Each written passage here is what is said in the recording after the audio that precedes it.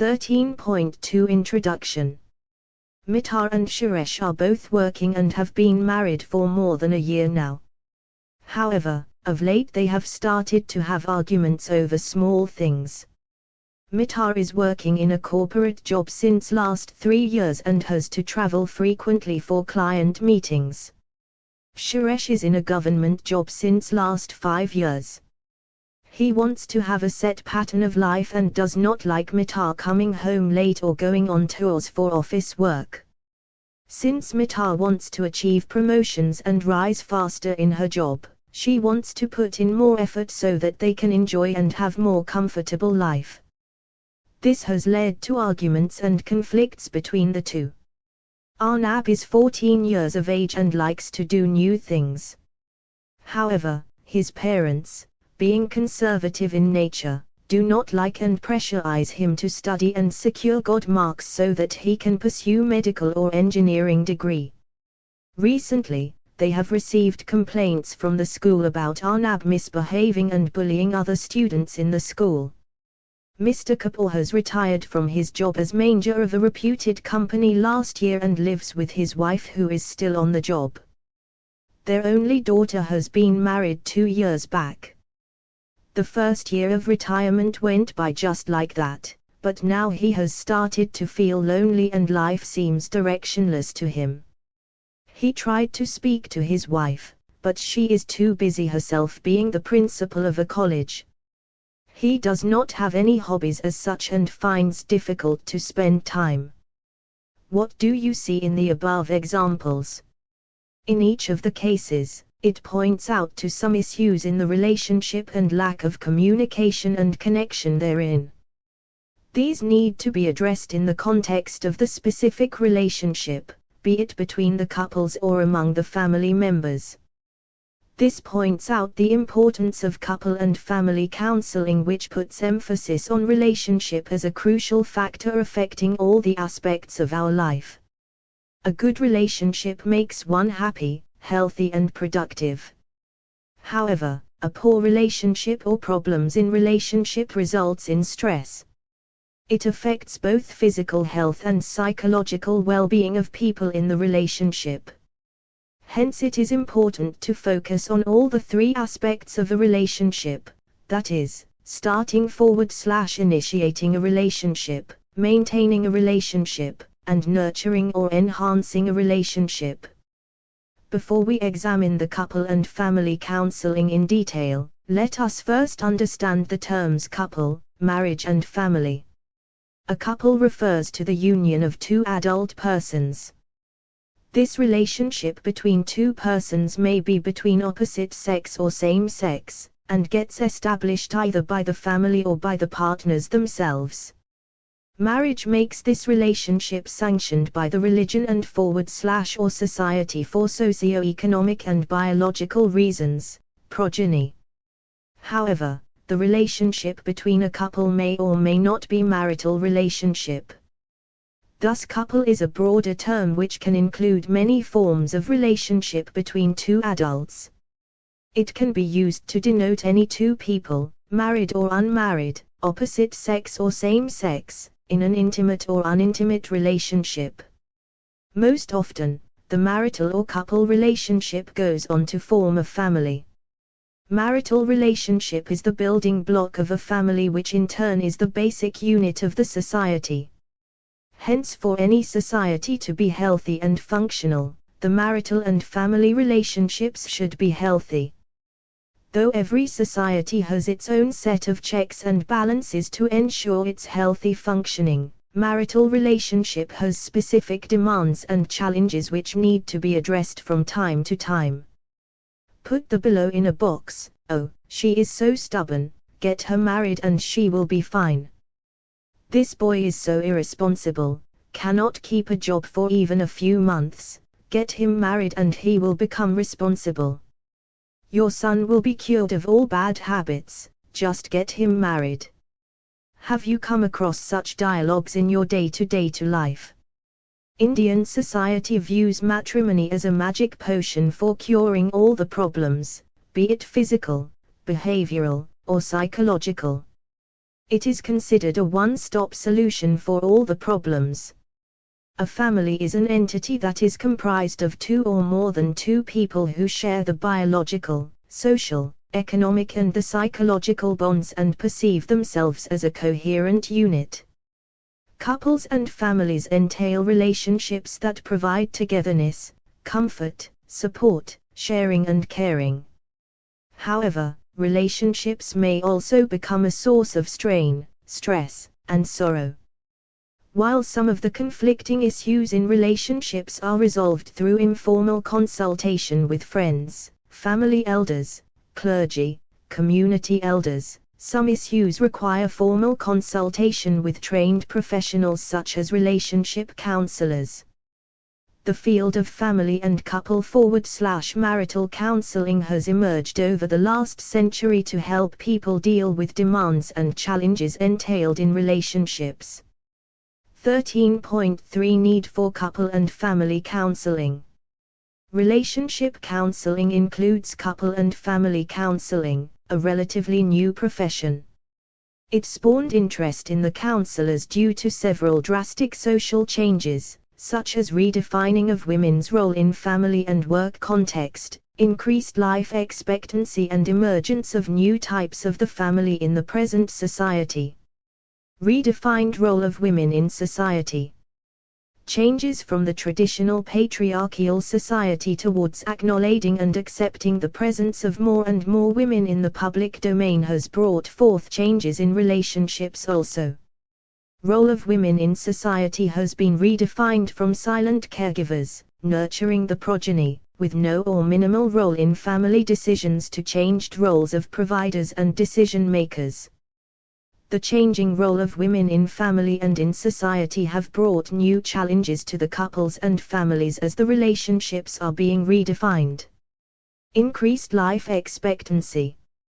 More and more people are living with their life partners for a longer time due to increased life expectancy as a result of advancement in the medical care. This has an impact on couple and family relationships as individuals have to learn to adjust not only to their own developmental stages but to their partners too.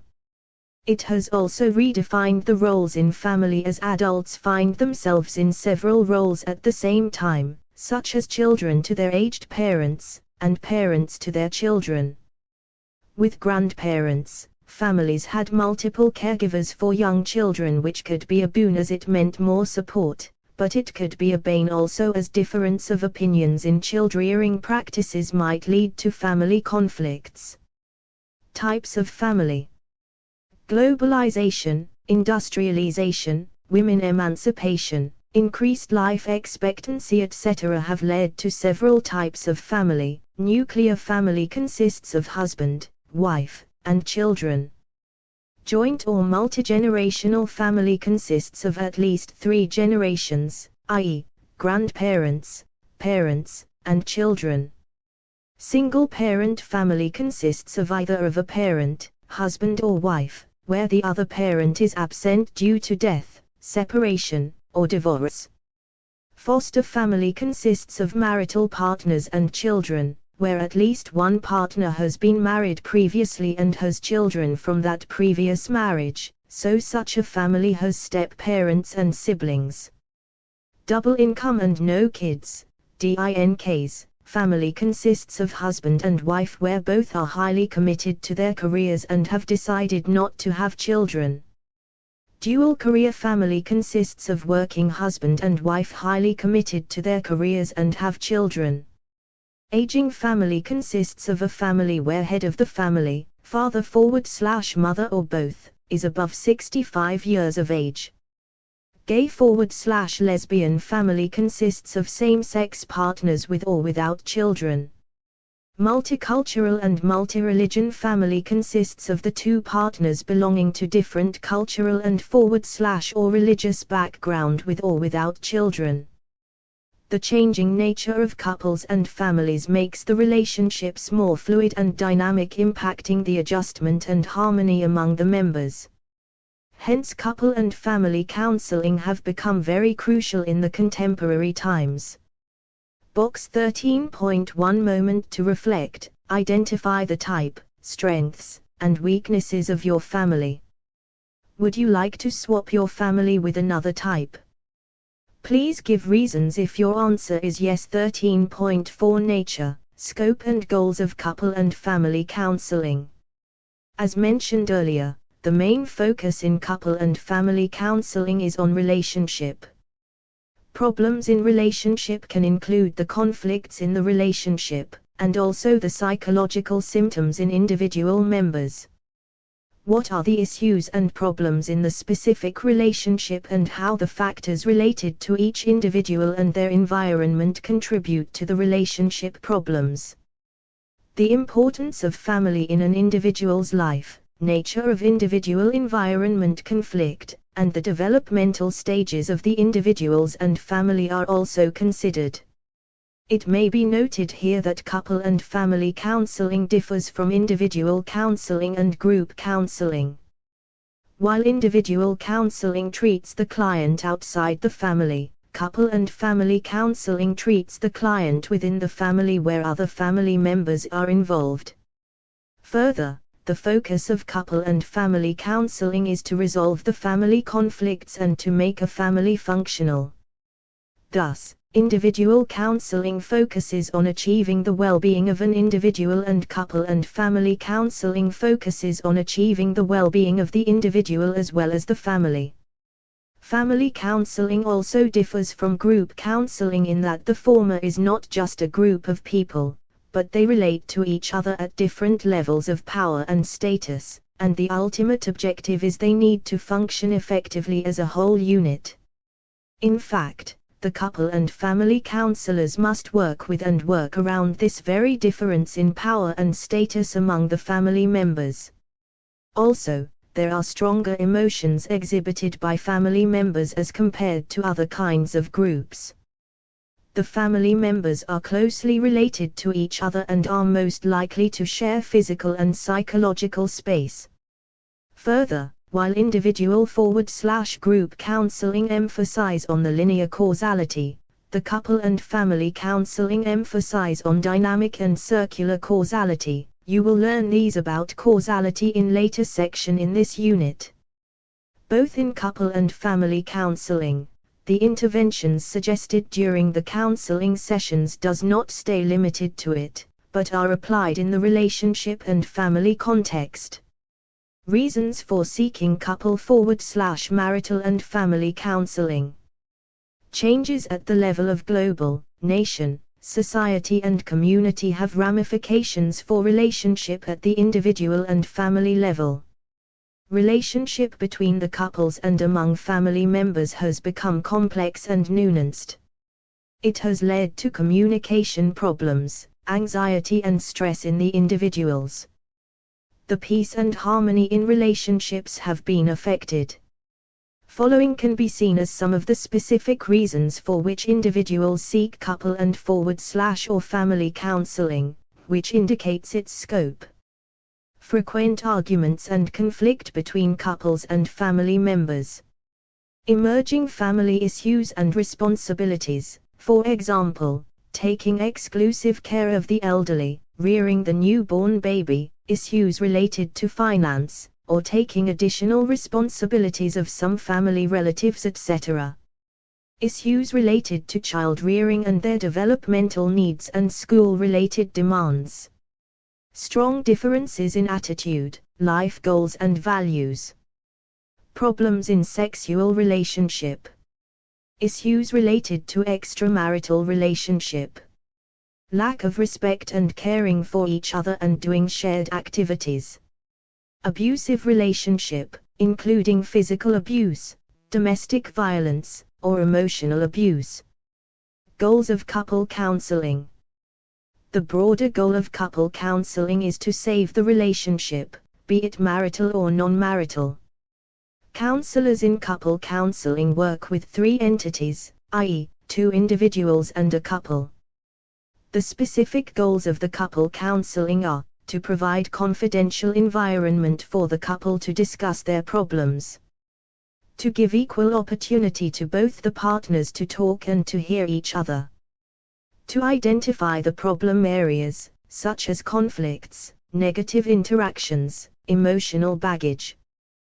To facilitate the resolution of conflicts, teach positive communication skills, coping skills, and to reorganize emotional responses. Encourage partners to develop acceptance and appreciation for each other, rekindle the connection and prevent habituation. To provide information about various cognitive, emotional, and behavioral techniques for dealing with problems in present as well as in future. To foster confidence, respect, trust, and attachment in couples. To terminate the counseling with planned follow-ups so that the goals achieved in counseling could be maintained. Goals of family counseling. Families may have several reasons for entering the family counseling, such as aggressive parent, misbehavior of a child, substance abuse in a family member, domestic violence, etc. Most often, families approach a counselor for treating an individual family member who is the identified patient, IP. The IP is viewed as the troublemaker in the family by the other family members.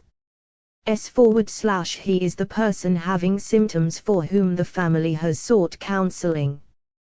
Parents usually view the child as the cause of problems in the family and bring her/him for counseling.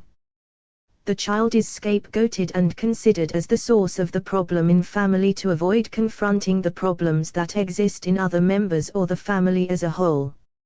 However, the counselor does not view the IP as the source of problem in isolation and works with the whole family as a system. The specific goals of family counseling are as follows: to understand the family structure and dynamics within the family, such as differentiation, cohesion and adaptability among the family members. To examine the reasons for the role played by a family member as the identified patient. To study the interactions among the family members and to identify the negative and non-productive patterns.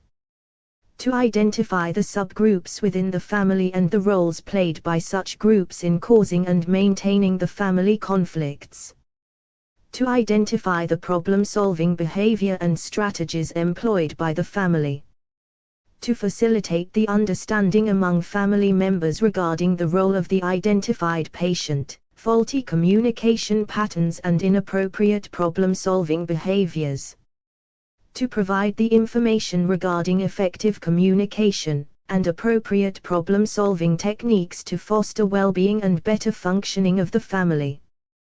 To terminate the counseling with planned follow-ups so that the goals achieved in counseling could be maintained. 13.5 Key concepts in couple and family counseling. A. Double bind, giving two messages, usually one verbal and the other nonverbal, to an individual, which are related but contradictory to each other. One message is relatively clear, often verbal, and the other message is vague and contradictory, often nonverbal, which creates a no-win situation for the recipient of the message. A classic example of double-bind message is a mother saying to her son, "You don't love me, you don't care for me." When the son tries to show his affection by putting an arm around her or hug her, the mother stiffens and doesn't respond or brushes his hand aside. Such contradictory messages may confuse the son, who is perplexed as to how to make his mother happy because whatever he does to please her backfires. This may affect the ability of the recipient to understand his/her own and other people's communication patterns. B. Marital schism and marital skew, Lidzit al. Reported two types of marital discord in their clients' families, namely marital schism and marital skew. Marital schism develops in a family where one parent undermines the worth of the other parent in front of children to get their sympathy and support. In marital skew, one parent either denies the abnormal behavior of the other parent or tries to justify it as normal. For example, an abusive father is never confronted by the mother, who either denies the abuse or gives justifications for it. It also involves dominating of the family situation and interaction by one parent, and there is neglect of the other parent. This puts pressure on children as their reality is distorted and they have to maintain status quo at any cost. C. Pseudomutuality. According to Wynne, Rykoff, Dewey, and Hirsch, families with emotionally disturbed members may play the roles superficially to maintain harmony and not to have open interactions with each other. Families may insist that they have open relationships where they give space to each other to deny the actual lack of intimacy among them. There is limited or superficial interaction among the members. All the above concepts, namely, double-bind, marital schism and skew and pseudomutuality, are based on observations of communication pattern in schizoprenogenic families by researchers such as Bateson et al., Lids et al., and Wynne et al. There are some other key concepts in couple and family counseling which are described below. A. Feedback, communication pattern within the subsystems of the family, i.e., parents are one subsystem, children can be another, mother and son yet another subsystem, and so on. The feedback that we get from each other's communication can lead to linear or circular communication pattern. This is called linear causality or circular causality. An example of a linear communication: mother paralyzed, father has to do household work, daughter doesn't show concern about her family situation and returns home late every night, father gets angry. Example of circular communication: mother paralyzed, daughter doesn't take interest in household chores, father annoyed, daughter returns late, father has to do household chores and says wife can do more, she is in chair all the time, mother feels guilty. Thus linear thinking indicates straight line, logical thinking. Whereas in circular causality there is no beginning or end. It indicates that one's communication is influenced by and also causes the response of the other. B. Equifinality. Same destination can be reached by taking different paths. In the above example of the three-member family, the destination is stability. The family member can follow different paths to bring stability to their household. C. Homeostasis. It implies maintaining the equilibrium so that the temperature of the family is not too high or too low. In family systems, homeostasis is achieved through feedback. The feedback can be positive or negative. Contrary to the general meaning of the words positive and negative, in family therapy, a positive feedback leads to disequilibrium and changes occur in the family, either desired or undesired changes. Whereas, a negative feedback leads to equilibrium. Again, refer to the previous example of the family with paralyzed mother. If father yells on his erring daughter, that would further increase the rebellion behavior of his daughter, leading to a more disturbed family. On the other hand, if the father sits and calmly discuss about the family issues and her reasons for coming late to home, that may reduce the daughter's disruptive behavior. In this case, negative feedback has brought about more stability in family. 4. Communication. Both verbal and non-verbal messages exchanged within the family system are communication. Further, not only the context of the message, but its delivery is also important to understand the nature of family interactions. 5. Family rules. Families have some implicit and explicit rules that each member must follow for playing their roles in the family. Often families have a small set of predictable rules which they follow. Since rigidly following these rules often lead to family problems, family therapist must help families to either expand the existing rules or define some new rules. 6. Non-summavity. It is based on Gestalt principle, whole is more than the sum of its parts, thus family problems have to be understood in the context of all the members rather than focusing on any one individual's specific behavior pattern. 7. Morphogenesis. Adapting to new situations by changing the family's functioning. It often includes first-order change, i.e., making surface behavioral changes or addressing the symptoms, and second-order change, i.e., changing deeper interactional patterns in the family, Somers-Flanagan and Somers-Flanagan, 2018. The latter indicates new ways of functioning. WHCH aims at changing the dynamics of the family system. 13.6 Developmental models of family life. The family life cycle. Just as an individual goes through the developmental stages in life, so does the family. The family systems develop and evolve over time. A family has a life cycle as it takes birth, grows, ages, and retires. The family life cycle is at the center of couple and family counseling. A 9-stage family life cycle has been developed by BAPCH and BAPCH. It begins with the unattached adult individual and moves to retirement as it passes through various stages. Some families and the family members are coordinated with each other in achieving stage-critical tasks on time. Well-synchronized family and personal life cycles lead to a sense of greater well-being.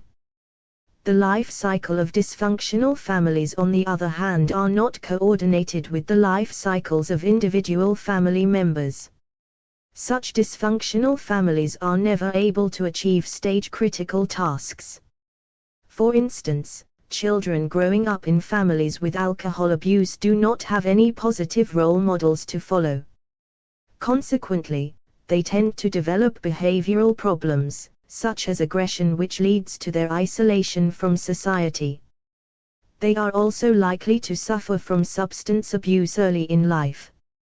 In addition to the timely achievement of stage-critical tasks, functionality of a family depends on the two dimensions, namely, family cohesion and family adaptability. Family cohesion implies emotional bonding, and family adaptability implies the ability to be flexible and change.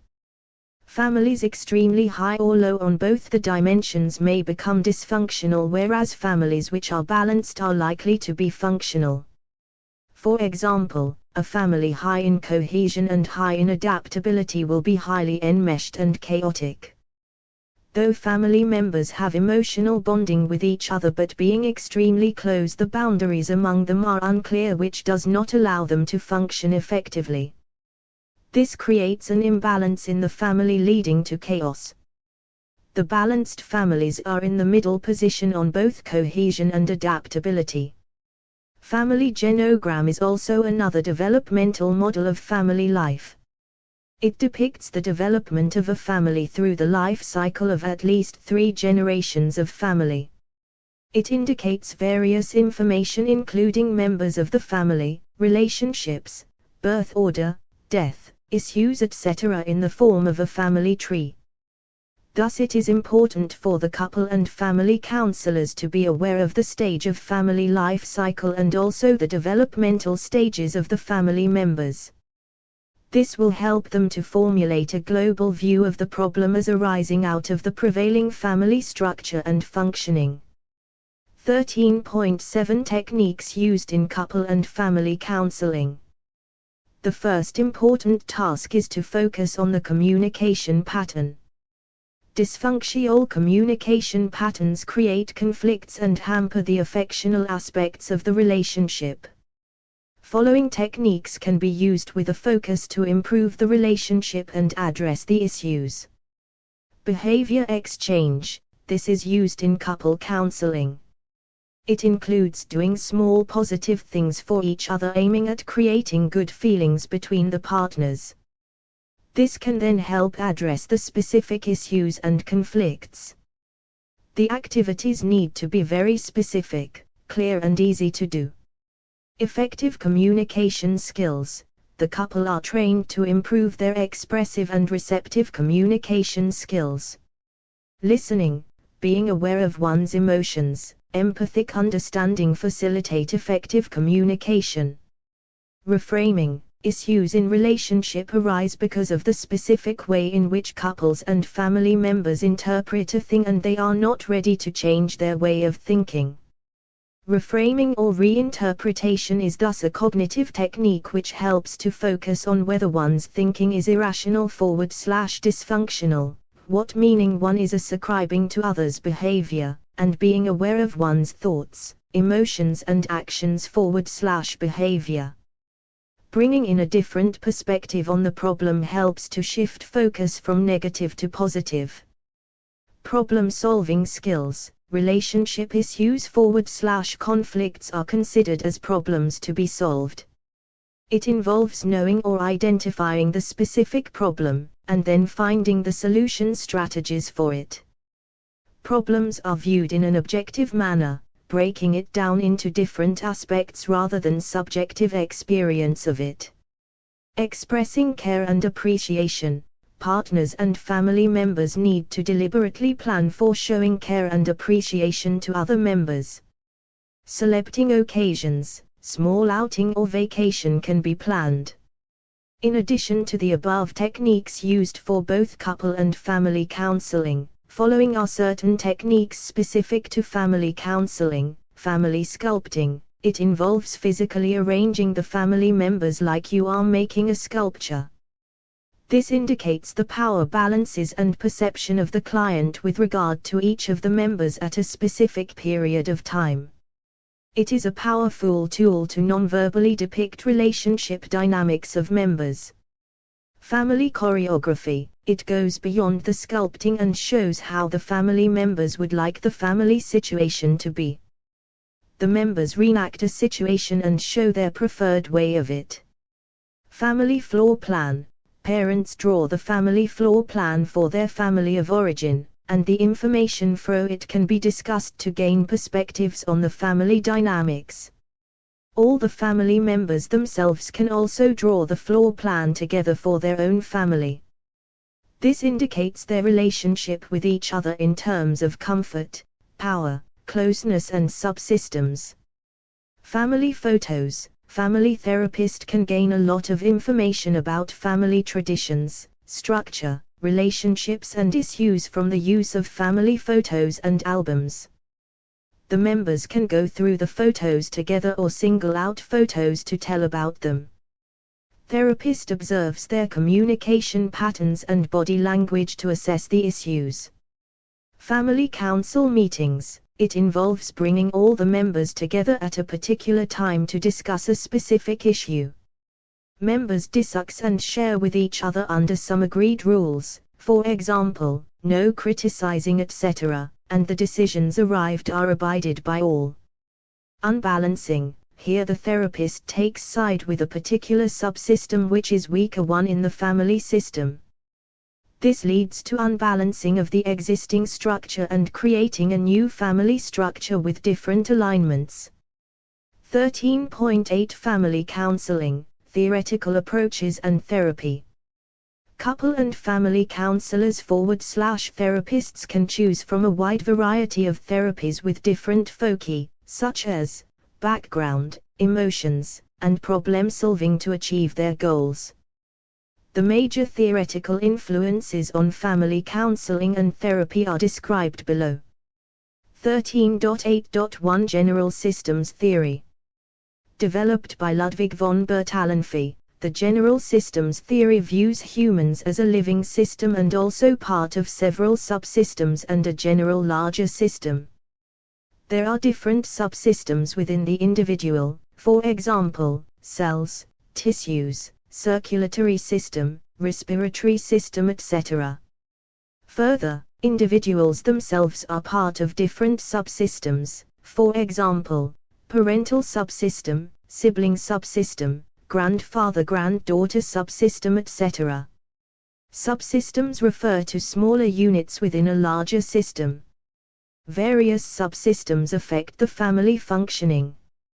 Further, family is also a part of other larger systems such as community, school, different clubs, organizations, state, country and the world, and area affected by these. The major emphasis in the systems theory is that human systems are open with permeable boundaries and can influence the other systems and be influenced by those systems also. Thus, instead of a mechanical linear relationship, i.e., A leads to B and B leads to C, a circular loop-like relationship exists among systems where A can lead to B but it can also lead to C and C can lead to A. The general systems theory helped in understanding family as a system with many subsystems with permeable boundaries within it. It considers the family as a whole and focuses on the communication pattern among family members with an aim to achieve homeostasis. Ecological systems theory was given by Yuri Bronfenbrenner, who describes 5 systemic forces as impacting the development of a child in a dynamic way. These are: microsystem, refers to the setting forward/context in which the child lives, for example, family, parents, siblings, classmates, peer group with whom the child interacts regularly. Mesosystem, refers to the interaction between the microsystem and exosystem, for example, interaction between family and school. Exosystem includes the systems outside the primary system of family, such as family relatives, school, parents' workplace, media, etc. Macrosystem indicates the larger systems such as the political, economy, laws and culture. Chronosystem reflects the time dimension in which the other 5 systems operate. For example, as children grow, their cognitive and other emotional aspects change over time, relationship between couples may change over time, the political and socio-cultural changes etc. which affect the way families function. 13.8.2 Murray Bowen's Intergenerational Family Therapy. Murray Bowen was the founder and the first president of the American Family Therapy Association. His intergenerational family therapy has psychodynamic roots in that it focuses on family interactional patterns and emotional system across the generations. Role of the therapist here is to identify the intergenerational family interaction style and guide them to achieve differentiation. Key concepts include differentiation, enmeshment, emotional cutoff, and triangulation. Differentiation of self, achieving independence or separation from other family members at an emotional and intellectual level is differentiation. Individuals in a collectivistic society may tend to be less differentiated as compared to individualistic societies. Triangulation refers to a situation where another member in the family, usually of lower position in family hierarchy, is brought in to relieve distress between a did in the family. For example, the parents in conflict may pull in their son into the subsystem and get concerned about his spending more time with friends of late and neglecting his studies. Thus they do not focus on their own problematic relationship issues and gets the cover of their son's issues to have a sense of connection. Enmeshment, boundaries between members are diffused. There is overdependence between the 2 members. Emotional cutoff, it is the opposite of enmeshment. There is physical and/or emotional distance between the 2 members in the family. Meetings with family are cursory. According to Bowen, such emotional cutoff is an indication of the family members' avoidance of attachment and denial of unresolved conflicts. Bowen has suggested that to resolve the family conflicts and mend the emotional attachments, emotionally cut off member should be sent back to the family and guided to work through his /her differentiation of self. This, Bowen says, is helpful not only for the present family but also helps to prevent cut-offs in the future generations. Enmeshment, differentiation, emotional cutoff. Thus the goals of intergenerational family therapy is to increase differentiation of self, and to establish healthy emotional boundaries among the family members in the present family by studying the influences of the several past generations' cognitive, emotional, and behavioral patterns. Bowen used the tool of genogram for achieving this goal. A genogram is a graphic representation of several generations of a family. It is a concise measure for gathering information about the family and its assessment regarding the existing relationships and communication patterns among the family members. It enables the counselor to precisely understand a vast amount of information about the family within a short duration of time. A genogram of at least the past 3 generations is constructed to gain understanding of the structural relationships, marriages, births, and deaths, and emotional relationships, triangulation, fusion, emotional cutoffs. 13.8.3 Salvador Minuchin's Structural Family Therapy. Structural therapy, developed by Salvador Minuchin, focuses on family as a system and its structure within that system. Minuchin was interested in studying the organization of families according to their rules and guidelines and the process of decision-making within families by using those family rules. According to him, interactions among family members are indicators of the existing rigidity and flexibility within the family structure. Minuchin introduced several concepts to study the problems within families and for providing therapy to them. Family structure. Family structure is defined in terms of family rules that define the interactions among family members. For example, father interacts with daughter while excluding the son out of this interaction, or mother interacts with son while excluding the father.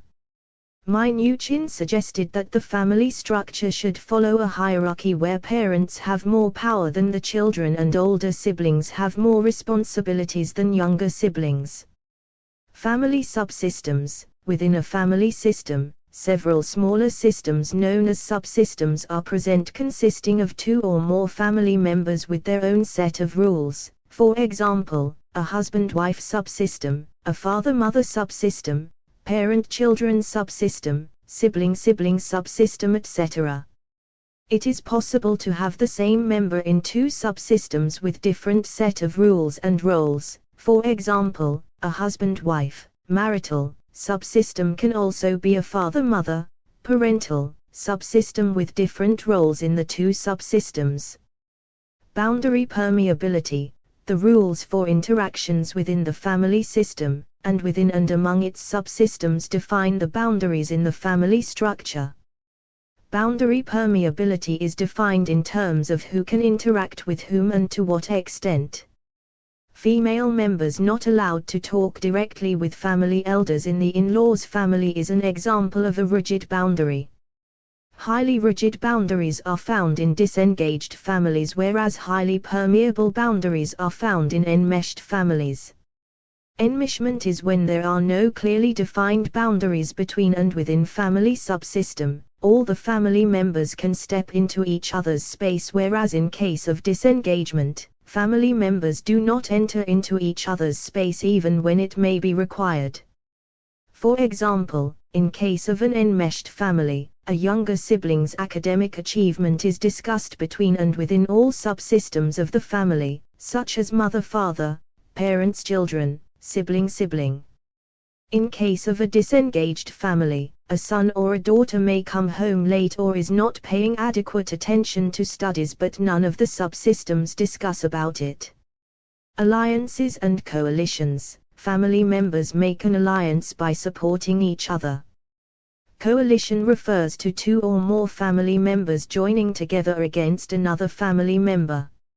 Minuchin observed that families become dysfunctional when family rules become inoperational, boundaries become either too rigid or too permeable, and hierarchies change so that instead of a powerful parental subsystem, older sibling subsystem becomes more powerful.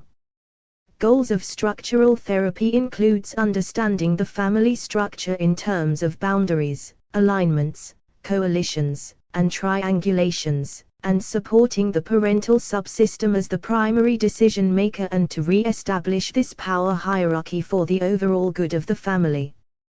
To help the family become functional again, structural therapists use several steps, such as family mapping. Minuchin described several symbols such as lines, straight, dashed, etc., to represent the boundaries, alignments, coalitions and triangulations within the family.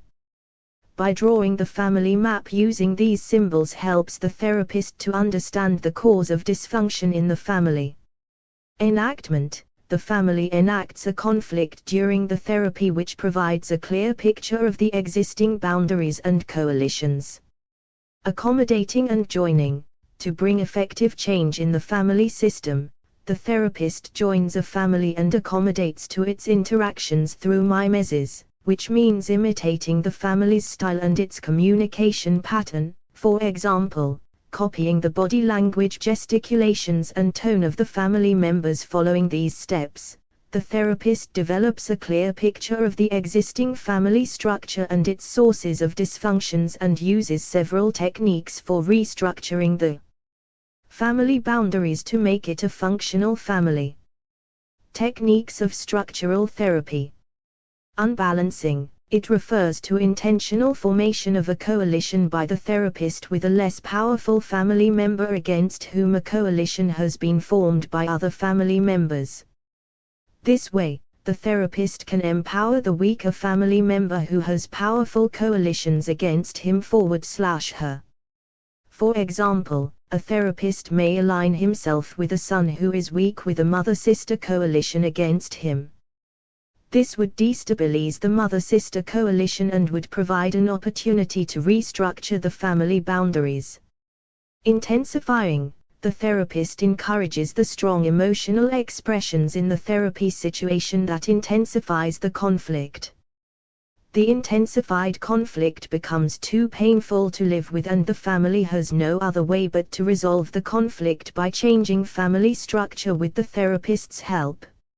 In other words, living with a conflict is more distressful than bringing a change in the family. Reframing refers to rephrasing the problem from a different perspective. By restating the problem, the therapist helps the family members to view the problem from another perspective, thereby developing empathy for each other's viewpoints. For example, a grandmother may feel left out in decision-making, which infuriates her, causing her to be sarcastic and stubborn. The therapist can help to put the grandmother's point of view in front of the family members to help them understand the root cause of problem, that is, empathize with the grandmother rather than criticizing or avoiding her. Structural therapy thus has a moderately directive approach.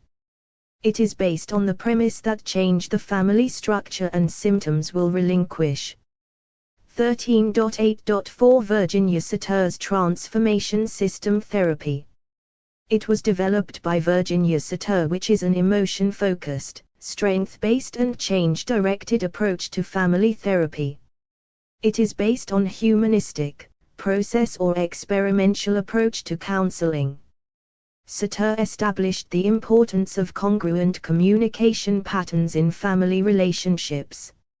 Many times, there is an incongruence between our verbal and nonverbal language which may send conflicting messages to others. For example, a spouse may verbally profess love to her partner while her nonverbal responses may reveal otherwise. According to Satir, congruence between our spoken expression and body language is particularly important for effective communication. Virginia Satir believed in Carl Rogers' core conditions of unconditional positive regard, empathy, and congruence. She viewed development of self-esteem and self-worth as important for all the individuals. According to her, solutions lie within people themselves, and helping them to learn communication skills bring awareness to them about those solutions. According to Satir, problem is not the stressful event but the ways of coping with it. Thus, by making family members focus on the process rather than the problem and help them to develop congruent communication skills can improve the family life and enhance family members' self-esteem. 13.8.5 Strategic Family Therapy. Strategic family therapy, developed by J. Haley, focuses more on problem solving than on insight into the problem. Theoretical concepts.